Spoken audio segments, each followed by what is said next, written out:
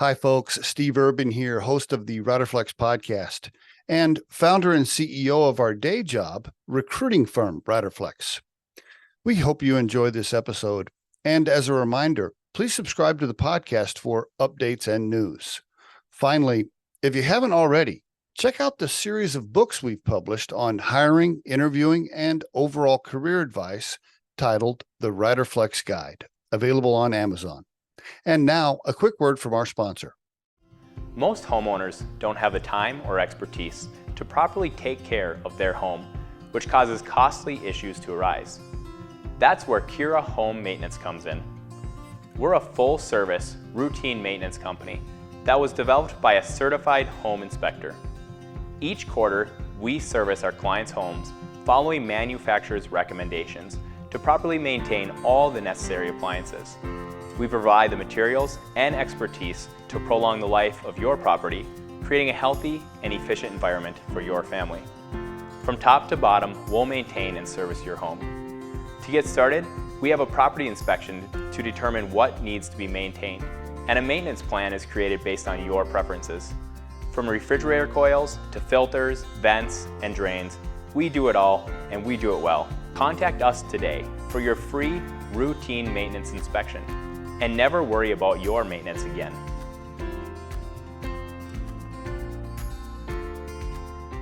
Danny Maloney on the Riderflex podcast. Hello, Danny. Hey, Steve. Good, good. You in Oklahoma City? Yes, that's right. I don't know. You may not know this about my profile, but I grew up in Oklahoma. Oh, okay. No, I didn't know. Yeah. Southwest of Oklahoma City, there's a town between Oklahoma City and Lawton. There's a town called Chickasha. Yeah, sure. I've been there. I went to high school, college there. So I did not grow up in Oklahoma. I saw that. Did you grow up in Pennsylvania? Because I noticed you went to school in Penn. So I actually grew up mostly in South Florida, but then, yeah, I did go to school at Penn later on. But I was born in New York, and then my parents moved us from Brooklyn down to South Florida when I was pretty young. wow. Okay, South Florida. What part? Near Fort Lauderdale. Is that where you went to high school? Down in that area? Yeah, exactly. Yep. Okay. Well, why'd you go to school in Penn? I really like the program there. So there's a program called the M&T program, or Management and Technology. So it's a joint degree, business and engineering degree. And so I was always fascinated by the intersection of those two concepts and thought it was a great program. So I said, all right, that's where I'm going to aim for. And thankfully I got in. You must have, I was going to say, you must have good grades to get into Penn, because that's not easy to get. That's a tough school. Yeah, I must have had a lot of luck too. I think it's it's probably even harder today than it was back then. But even back then, it was a lot of luck you needed, I think. Tell me about your folks. What'd your folks do for a living? So my dad is a small business owner. He has a business that's in construction and sort of specialty construction products around noise and vibration control. So he worked on a lot of sound architecture on like condominium buildings and auditoriums and things of that, home recording studios, a lot of celebrities down in South Florida. But really cool stuff. And I used to work with him sometimes in the business, which is how I got my initial exposure to business. And my mother was a career teacher. She actually just retired this past year. But she loved teaching, loved children, and loved being in the classroom. Okay, very good. Any siblings? Yeah, I've got one sister. She's older than me, and she's up in the Boston area now. Oh, she's older than you. Okay. All right, very good. And so what kind of kid were you, Danny? You must have been like straight A student in the library every day to get into Penn. Like what kind of kid were you?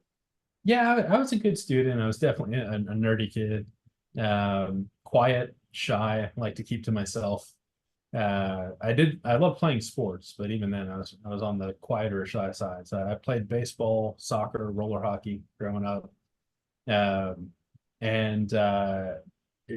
School, I think it was kind of a mixed bag for me. There were some subjects that always came really easily, and others I had to work really hard at. So generally speaking, the math and science side was a bit more natural for me, and everything in language related. I had to work at, even to the point of when I was young, I had a really bad speech impediment. So had to work through and overcome that and get comfortable with speaking in front of folks. Interesting. Okay. No, I wouldn't have guessed that. Did you do any intramurals or anything fun in college with the sports? It looks like you did, maybe. Less so on the sports side. I mean, I guess I took Lots of some martial clubs. art. Yeah, What? lots of clubs, lots of clubs. That I doesn't took sound. That some doesn't sound martial like that. Is, your activities don't sound like an introvert to me, Danny. art. But I did a lot of activities, but I was the quiet kid, I guess. All right. So, All right. actually, where I probably started breaking out of that, where I met my wife actually in summer camp. I went to a program called the Duke Tip program at Okay. Duke University one summer, and we referred to it as nerd camp. But it was basically you went to the camp for a summer and you took a college course, but really it was bringing a bunch of kids together who were learning how to socialize with each other. And so my parents say that that was the summer where I started breaking out of my shell, and just so happened I met my wife Megan there. We didn't end up dating for I don't know 10 years after that, Wow. but that's how it played out. 10 years. So how old were you when you guys met? Were you like how old were you? That was in middle school. Wow, that's We crazy. were maybe around 13 or so, and That's she crazy. ended up going to Penn also. So our paths crossed again later in life. By accident, or you in high school? You guys were like, "Hey, where are you going?" No, by accident. I remember after we both had accepted, we were on AOL Instant Messenger and chatting with each other and asked, where are you going to school? And it just so happened we both ended up going to Penn. That is crazy. Okay. Yeah, Wow. All right. And then all of a sudden you're in love with your middle school summer girlfriend. That's yeah, funny. exactly. That's pretty cool. All right. That's great. Good story. Kids right now? Yeah, we got one daughter. She's just wrapping up third grade. Oh man, you started late. How old are you? Yeah, I'm 40. Yeah. Damn, you started late, my friend. Kind of. Well, I don't know. Maybe, of course. for, See, for I grew up. Oklahoma. Yeah, exactly. You beat me to it. Yeah, I grew up in Oklahoma. Yeah, if you don't have a kid by the time you're 19, you're weird. Basically. Yeah. I know all my We Oklahoma were family members we are going were to get mad living at me. in New York before we moved here, and I think we were one of our first group of friends who got married and had a kid. That's so funny.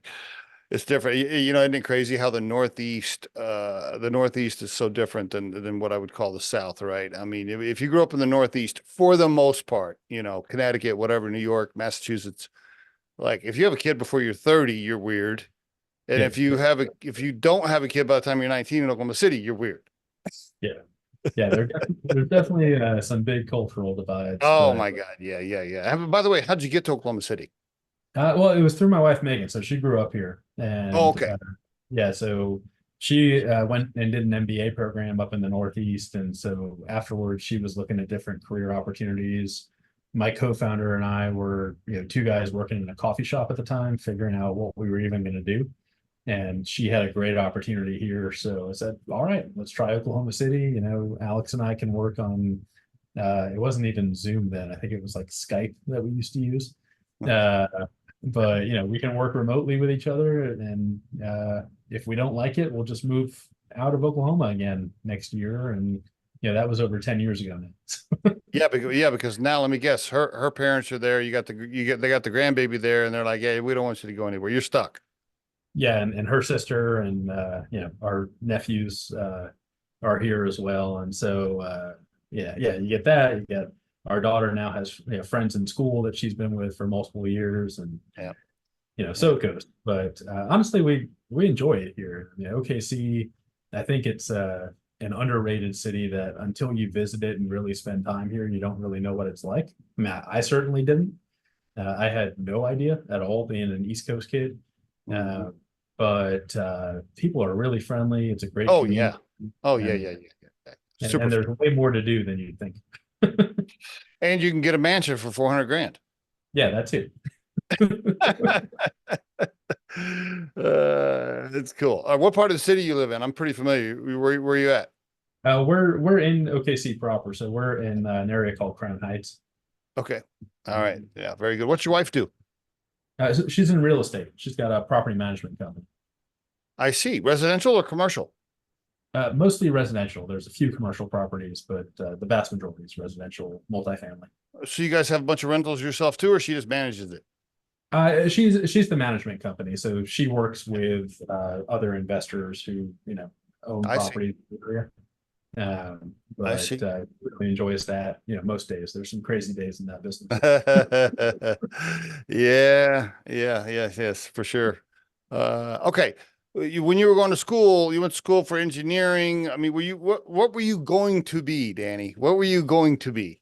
That's a good question. I don't think I completely knew. I knew I was interested in entrepreneurship, and that was from watching my dad and seeing his experience. And yeah, I was just always drawn to it. Okay. Uh, but I didn't know what type of entrepreneur. Yeah, I came across that program at Penn that was, I mean, we were talking pretty early days of the internet at that point, right? So I was fascinated by the internet and how it was starting to impact commerce in different industries, and something about the combination of engineering and business was really interesting to me. But truth be told, I didn't really know.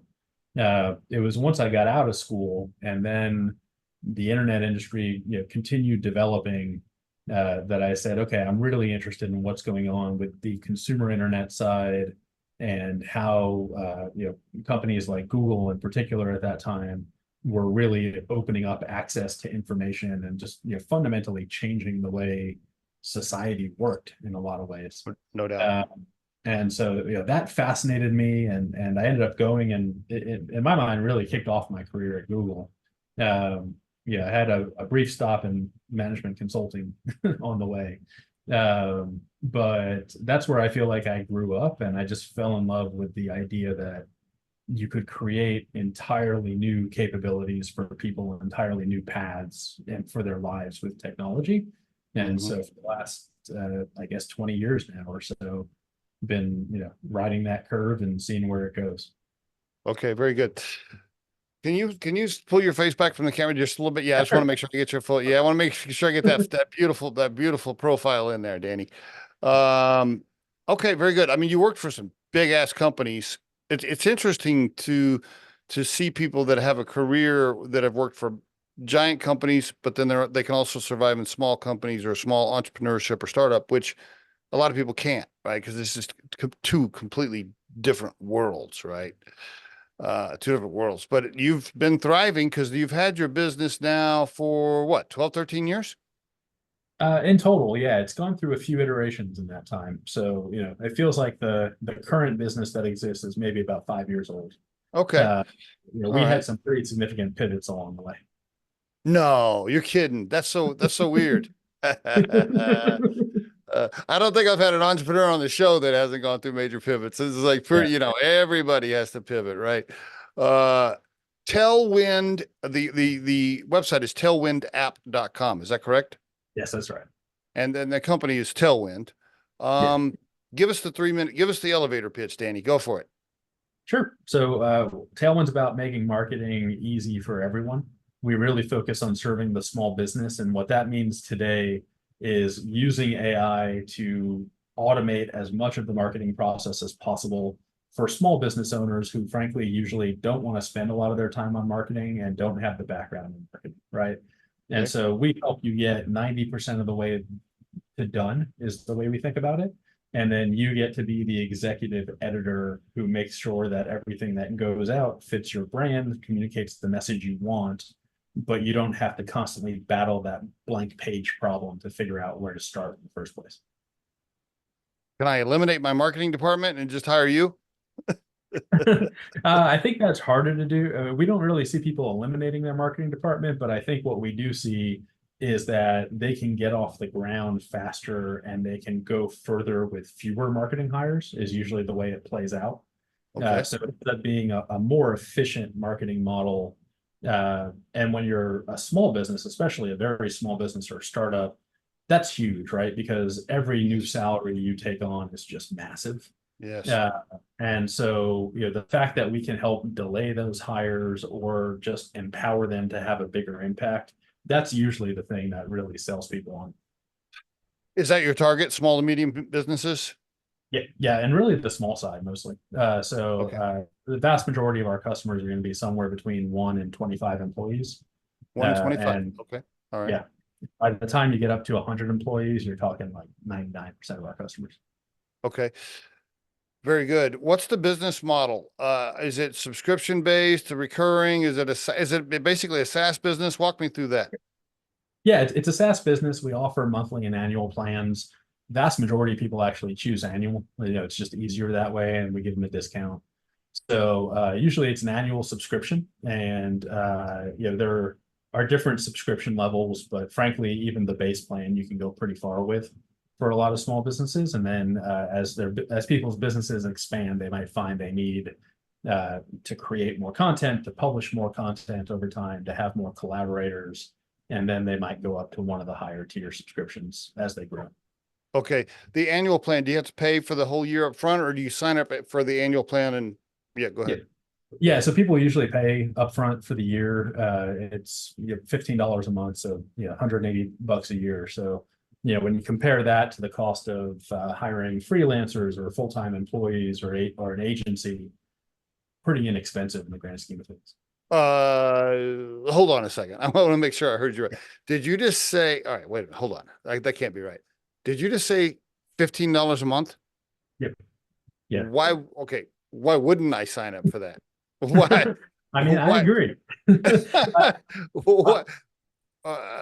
Okay. Yeah, I got to sign up right now. Let's talk about it right now. All right. All right. Pitch me. I want you to pitch me if you don't mind. Let's use my own company. So I have a recruiting firm, $1 million recruiting firm, right? So we usually average between 1 and 3 million a year. So let's just call it that. Yeah.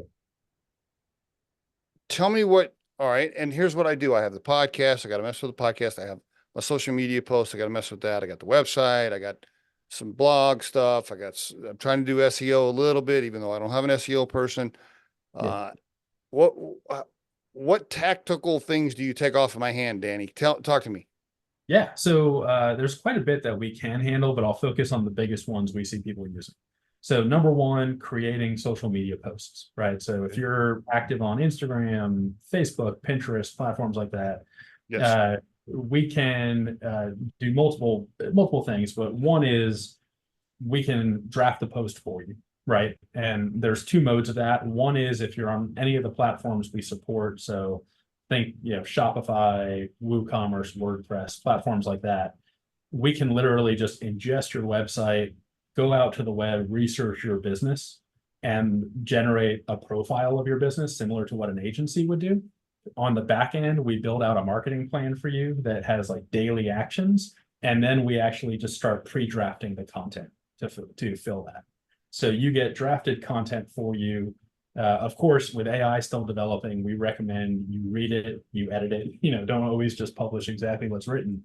But that's going to save you typically, 3-5 hours a week is what. Can you publish it for me too? Can you log into my Twitter and publish it?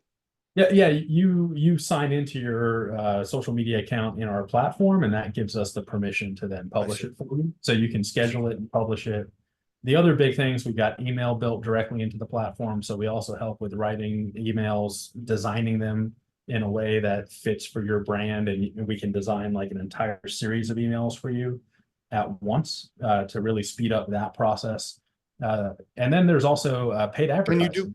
Can you do email blast? Can I say, hey, here's my database. I got 10,000 people in here. I want you to hit all these people with this email. Can you do that? Yeah. So we've got that type of email service. And then if you do paid advertising, so we've built a system that optimizes how your budget is spent on paid ads over time. So think about, all right. Yep. You have all these different ads and you've got to test them and figure out which ones are performing best.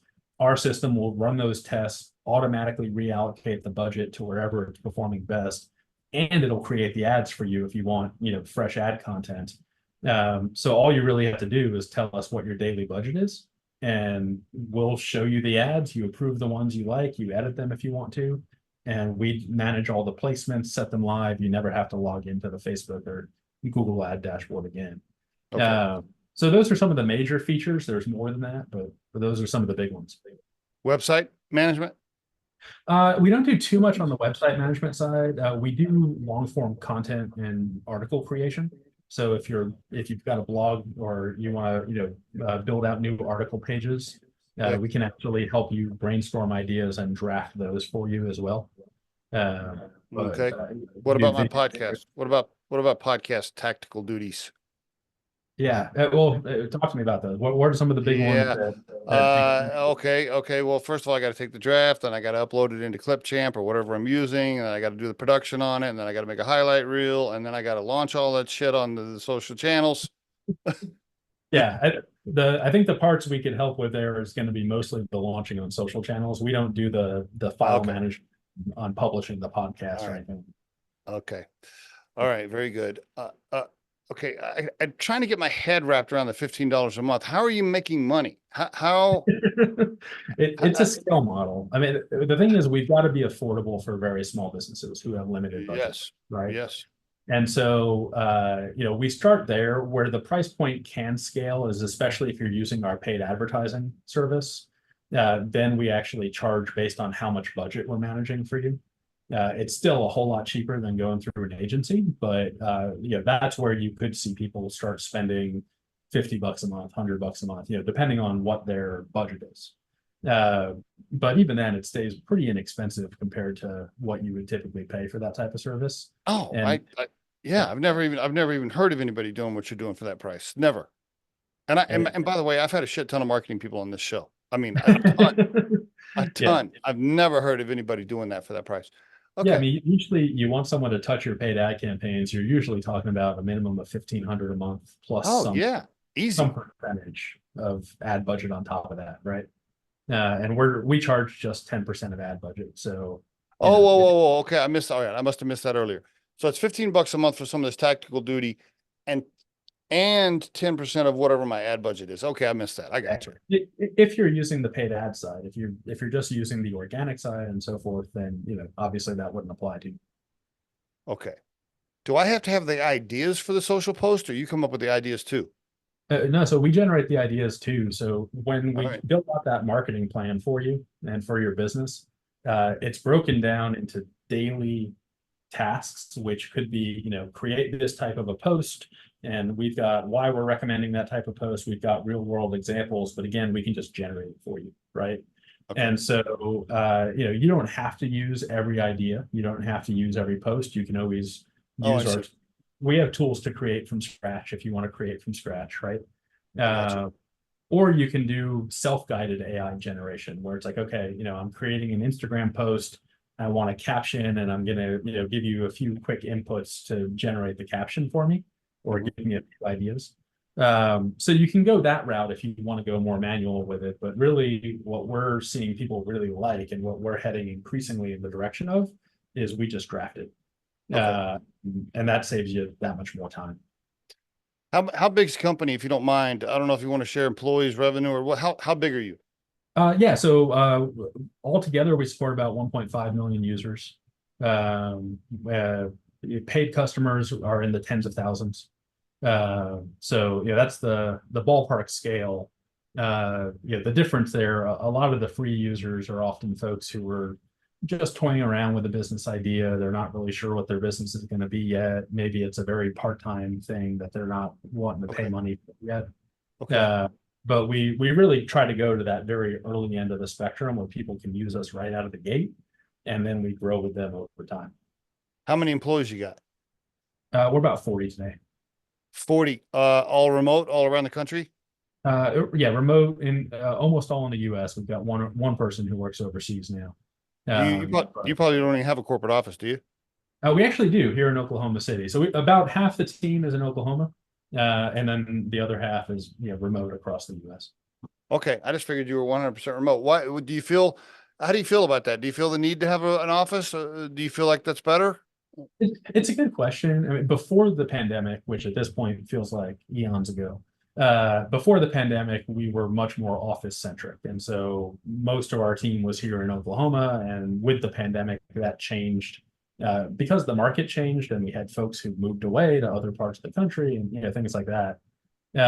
So for us, it was more of just a natural transition that happened. We still have the office. We downsized the footprint because fewer people come in every day. But what's nice about it is we can still have team events there. We can host community events there. If we do have a certain meeting where it makes sense to have the office, we don't have to arrange one. We just got it. Yep. So it's still nice to have, but it is, I think, an increasing question over time. Like, do we really need it at all? Right? Like I'm here in my home office, right? Yeah. I mean, it's a good question. Yeah. Did you buy the building? No, we're Yeah. renting. Yeah. So Yeah. we don't have Uh, that overhead, frankly. yeah. Yeah.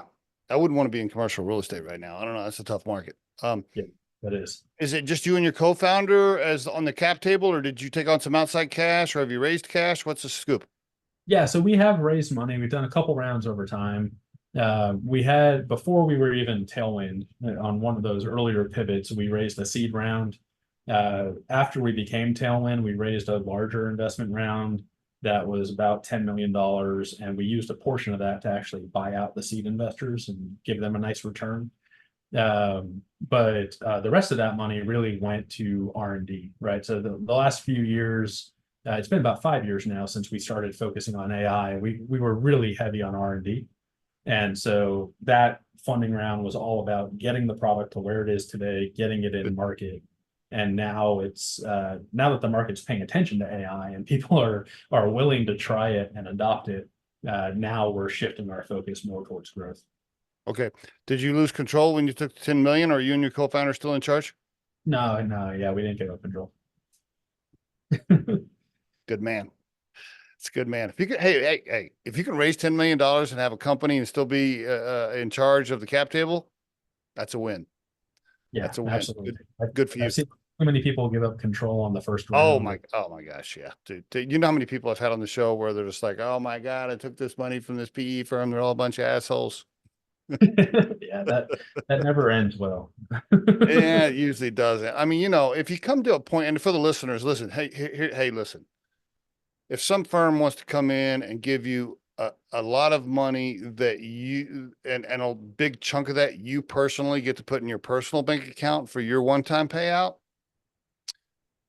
okay, maybe it depends on what you want to do with your life, right? Because then if they want to fire you or whatever later, you can be like, okay, cool, see ya. I got my cash, I'm out. But I would not give up. I would never give up control of Riderflex unless my wife and I's take-home portion after taxes was a certain number. Yeah, I think that's the right way to think about it, right? I mean, because the reality is most investors are not in the business of running your business, right? They're in the business of being investors, and if you expect them to come in and run the business, then that's not going to happen in most cases. So capital is important. Capital can certainly help expand, and frankly, we wouldn't be where we are right now with the product Yeah. we've got. We didn't take it. Mm. But it doesn't solve all problems, right? No, no. But hey, you've been in business now for several years. You've pivoted, you've raised cash, you have a viable business. Good for you. Congratulations. And you and your co-founder haven't killed each other. You're still friends? Yeah, we're still friends. He actually doesn't work in the business anymore. Oh, He transitioned out maybe about almost a year and a half ago at this point. but you still got Uh, to send him his distribution checks. well, I mean, we don't do distribution checks, but he still Okay. owns the company. Okay. He worked hard for it. He deserves it. All So right. yeah, we're still friends and on good terms, but he was ready for something new, right? It had been a Okay. number at that point. Okay. All right. Fair enough. You can tell me more about that offline. No, I'm just playing. All right. I want to ask you with some of this time we have left here. Let's get into this AI a little deeper about AI. So let's start this section of the call with me telling you what my reaction is on AI versus marketing Okay. and marketing founders. I've had a bunch of marketing entrepreneurs on the show, bunch of people, a bunch of guys that own firms and agencies. I know a bunch in Colorado. And now if I want content for my post, I go on ChatGPT and I say, hey, I have an idea for a post. Or I go on Midjourney and get my picture, or I go, I'm using all these AI tools, Danny, to just do shit super fast. Yeah. And so my first reaction to all my marketing friends, because I've met with a few of them, I'm having beers with them, right? I'm like, bro, are you worried? Like, are you gonna like, what are you gonna like Sell your business? What are you going to do for a living? Because I don't know. This seems a little. So that's my reaction to for my accounting friends, my marketing friends, my content generation friends. I'm like, I'm not sure what you guys are going to do for a living. Yeah. Tell me, Danny, what's your reaction to my reaction? I think it's going to change the nature of what they're doing for a living, but I don't think it's going to eliminate it. And so, what I mean by that is, I think it's going to force them into a position where they're focused more on strategic issues and what is really the strategy of the marketing? What is really the strategy of the message sequence that we're developing in the market and we're trying to communicate? Okay. Is it working? Really understanding it at a deeper level, what's working and what's not working. The execution piece, though, is becoming streamlined, right? Like there's no doubt about that. And there are a lot of roles today. If you look at, advertising agencies, there's a lot of roles on execution, right? Some of those are very hard to replace, right? So when you talk about truly creative execution, where you're trying to come up with like that next amazing breakthrough idea, for a Nike, an Apple, someone like that, AI is not going to replace that anytime soon. That's not going to happen. Okay. So I think those types of roles are safer and persist more into the future. I think where things get streamlined a lot is more of the day-to-day work of, okay, we're running an ad campaign, it's already defined. We want to generate 5 to 10 times as many pieces of content that we want to test, right? AI tools are going to make it much faster to create all those variants, to get the tests live, to get the data back. It's then going to, and most likely, take a human to interpret those results, figure out what it means for the strategy, figure out how to design the next experiment, and then use the tools to run that next experiment, right? And so I think that's where it's going to change is, a lot of the execution is going to become much more about how do I guide this process and less about me having to do all the things, right? All the individual tasks. For our types of customers who are, smaller businesses, frankly, many of them aren't yet in the mode of really thinking about high-level marketing strategy, right? They're in, where's my next sale coming from? Where's my first sale coming from sometimes, right? How am I going to grow this month versus last month? Can I keep up with inventory to fulfill the orders? Am I serving customers well? They've got all these different issues on their mind. And so the more we can streamline the marketing execution for them, it's just a straight win, right? Because one, like, a lot of them aren't marketers, right? And so many times we actually hear, oh, wow, this is better than what I would have come up with on my own. Yeah. And it's actually a higher level of quality. Whereas, I would hope if you go to that top tier agency, they're going to look at it and say like, oh, come on, we can do better than that, right? It's like, for the money those big brands are paying you, you better do better, right? But it's going to be a bit different depending on what the business is and what stage of development it's at. But I think net, it's going to actually create new jobs and probably more interesting jobs for a lot of people. Do you think net it's going to be more jobs in the end? Because most every article I read says it's going to be less jobs. Yeah, I mean, and I read those articles too. I think it actually will be. I think it's just hard to predict how right now. And so, a lot of times the way that happens with innovation is it creates new markets fundamentally. And so, the thing with marketing that's interesting is when it starts working for you and you generate more revenue, you can then invest more in expanding your business, right? And so in our world of small businesses, a lot of people who might have struggled to actually hire their first marketer or their second or their third marketer might get to that point faster because they're using technology with us. And so, they'll be hiring that role later in terms of revenue development. So they'll have more revenue, but it might actually end up being faster in time. And so that's where I think you could end up actually expanding the pie altogether and expanding the number of jobs, because people still are going to have to run and manage these systems, at least for the future, maybe, 50 years out, who knows, right? But for the next 5, 10, 20 years, I don't see fully autonomous AI taking over. I appreciate your optimistic outlook. I hope you're right. You had to be but all right, let me ask you this, like full honesty here. The very first time you used ChatGPT, you had to have had a couple of moments where you're like, oh shit, right? Kind of, but no. You mean from a personal level of like, Yeah, from a personal level, like from your business marketing, where you're like, oh damn, okay, this might hurt us. I mean, actually, for us, it had the opposite effect. So it Okay. helped us because I mean, ChatGPT more than any other product increased awareness of what AI is possible of and Ah, brought a I see. whole lot of people into the early adopter phase. I see. I see. So our growth actually accelerated when ChatGPT came out because now a Good lot for more you. people are open to using AI tools. Okay. Um, but I think at a personal level, there are those moments when you watch some of the demos where you're like, wow, this is moving a lot faster than I thought it would. And it could, but a lot of times what you actually find is when you peel back the onion on those demos, there's a whole lot happening behind the scenes that isn't quite accurate, right? Like there Did you was watch that, the demo? Did you watch the meeting, the open AI I, thing they had this, or yeah, no. no, I didn't get a chance to watch it. Okay. Uh, yeah, you're right. There's probably things happening behind the scenes. Yeah. Um, Did you hear about Devin? Yeah, there's this product Devin that was announced to market, I don't know, maybe a month or two ago. And it was supposed to be the world's first AI software engineer. And so they showed these really impressive demos of Devin uh, writing code and solving these problems. And when people actually got in to start picking it apart, they were like, oh, this was faked, right? Like a lot of the demo was actually not real. And wow. so, it was more indicative of what might be possible eventually.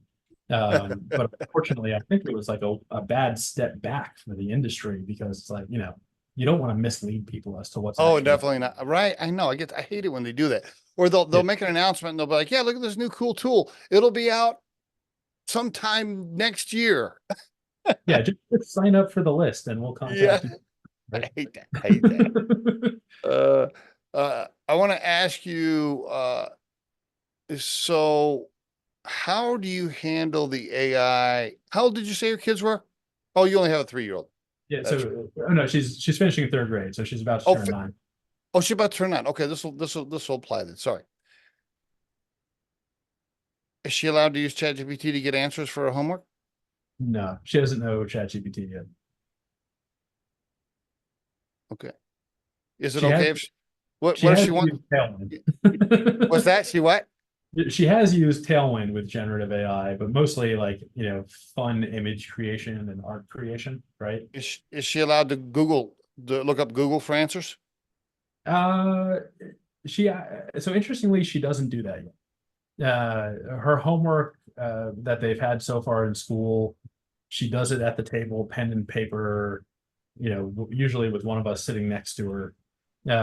So I haven't seen her even try asking Google yet, but it's an interesting question because I assume within the next year or two that's going to come up.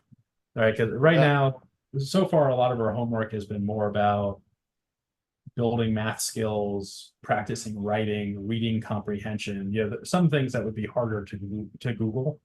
As she gets into more fact-based assignments, I would imagine that's where it probably starts coming in a bit more. You said ChatGPT actually accelerated adopters to AI that helped your business. Oklahoma in general, I'm gonna pick on Oklahoma again.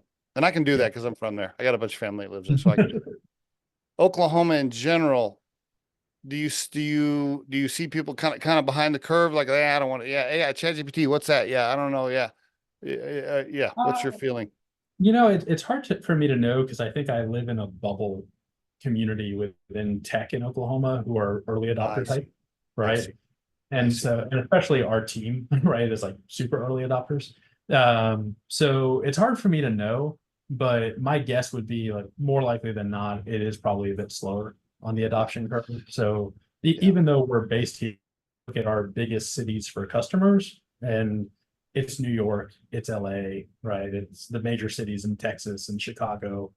So there tends to still be that curve where a lot of times those larger markets lead the adoption curve. I would No doubt. imagine that's probably now too. I'm amazed, Danny, at so we hunt candidates for a living, right? Well, like we interview people for a living. I am amazed at the number of people that are behind the curve of AI and still, you know, Yeah. I tell my wife almost every evening, I'm like, man, dude, some of these people are just have no idea what's going on. Yeah. And that's the opportunity also, right? Like we've had, Agreed. you know, Yeah. I won't name names, but we've had a number of conversations in the past year about potential partnerships with like large corporate entities and these businesses that you would think would be on top of this and would have a clear strategy. It's like, you know, ChatGPT came out what 2 years ago at this point, right? And in a lot of cases, they're still figuring out like who in the organization is going to be in charge of creating this strategy, right? And you know, not to hit on it too hard, but there is a lot of that happening. But Totally. for a Absolutely. company our size, it's like that's the opportunity, right? Let's go capture that market opportunity. That is the highlight reel of this podcast. You just got me on the highlight reel. I got to tell you this story. Again, I'm not going to name names because this is a client of ours. We have a Fortune 500 client. Okay. That we've done some work for, a couple of them, but this one in particular, I interviewed somebody for a meeting. We were having a meeting, whatever, from the group, right? And I had my MetaView turned on, which I have turned on right now for our meeting. Yeah. And MetaView is just like Firefly or whatever. It's an automatic AI note taker, right? I know you know this, but for the listeners, it records our entire conversation, summarizes notes from the meeting, spits it back to you, lets it ask you questions about how the meeting went, all kinds of stuff, right? This is a Fortune 500 company. This is a VP level of person. She's like, what is this MetaView thing? I'm like, well, aren't you using like a note taker device for your corporate meeting? She's like, huh? She goes, no. She goes, how does this work? She tells one of her bosses, like this, an executive VP in this Fortune 500 company, they call us, Riderflex, to figure out, like, hey, what is this thing you're using to record meetings? Again, I tell my team, I'm like, you got to be kidding me. Like what? Yeah. It makes me think back to the corporate games that you'd play sometimes around, okay, who's going to have to be the note taker this time, right? And you know, who volunteers first or who doesn't speak up.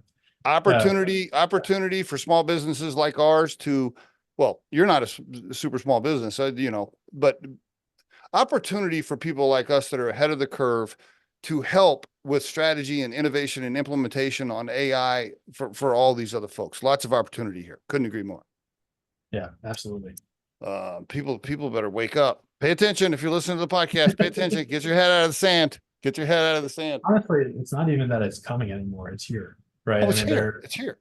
I'm convinced when you start seeing a lot of the differences in performance in company results now, a lot of it under the hood, it's probably driven by teams that have adopted AI in their business process and teams that haven't. So like, you know, even looking at how we operate on things like sales and prospecting and customer service, it's become so much more efficient in the last Absolutely.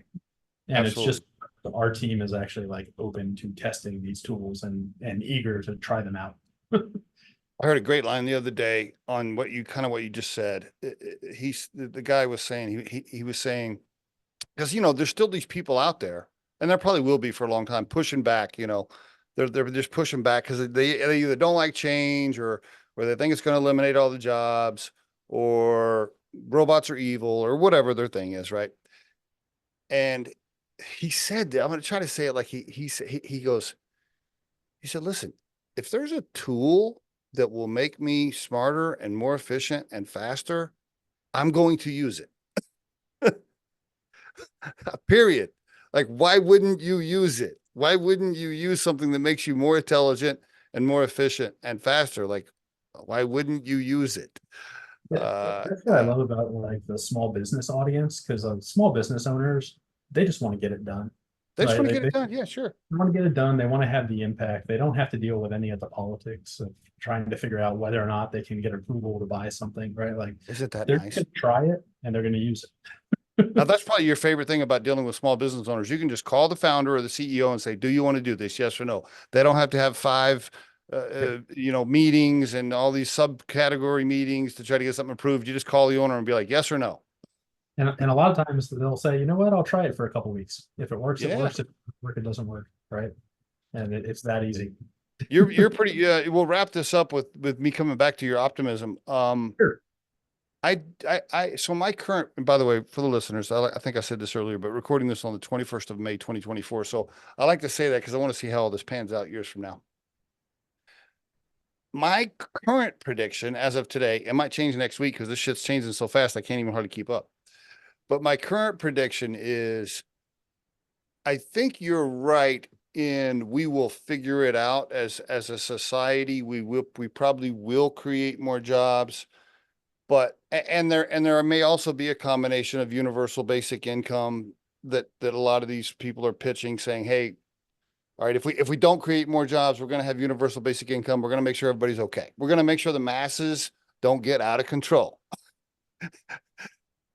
I think that stage will happen probably. I'm concerned about in between now and then. I think that between now and then it could get a little messy. That's my concern.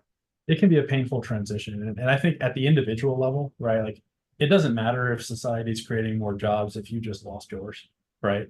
Right. And so like, there's that reality of transition. And it's easy for a politician to say, go back to school, retool, re-educate.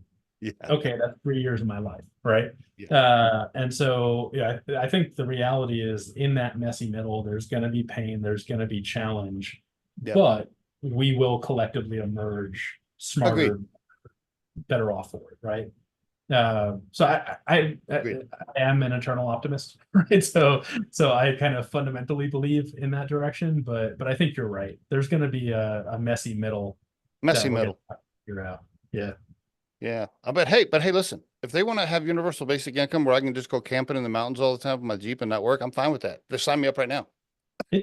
Honestly, it might be an inevitability, right? Like we might get to that point in society where not everyone has to work all the time, right? Right.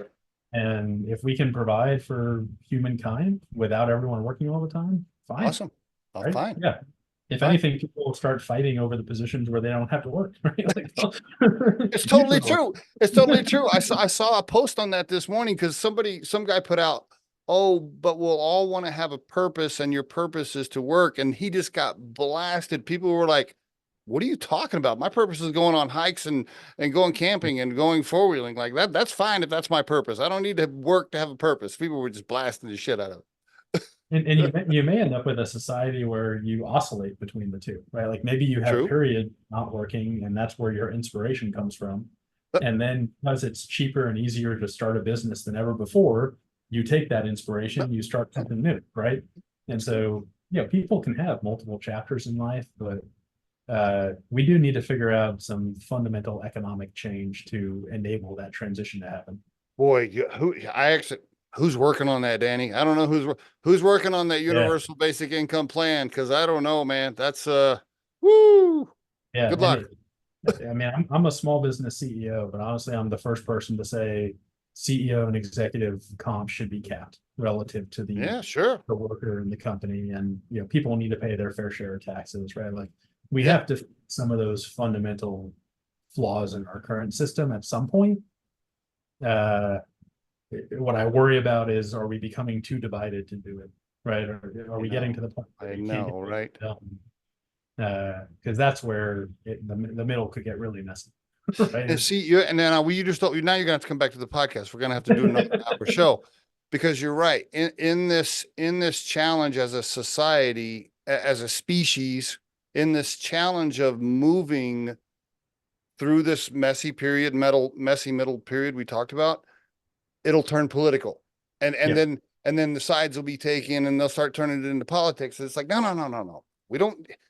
No, this is not a left or right thing. This is a figure it out messy thing we got to do together. And it seems like if you lay it out for everyone and say, you know what, we're going to have a safety net where everyone's taken care of, everyone has their basic needs met. You don't have to stress about that. And by the way, it's going to be funded by having less excess at the top, right? the vast majority of people should agree on that. Oh, they would. Oh, they would. They would. Absolutely. But, Yeah, they would. but unfortunately, it will be politicized and it will be It will divisive. be. Oh my God. Well, Danny, we can't figure it all out today. I'd like to though. I don't know. Maybe we can be on the committees. I don't know. Yeah, exactly. We'll find a way. One more time for the listeners. I just want to make sure tailwindapp.com. Tailwindapp.com. $15 a month. Are you freaking kidding me? You should go on, just go to the website right now and sign up for sure. Danny, thanks for being on the show. Great interview, man. Really appreciate it. Thanks, Steve. Thanks for having me.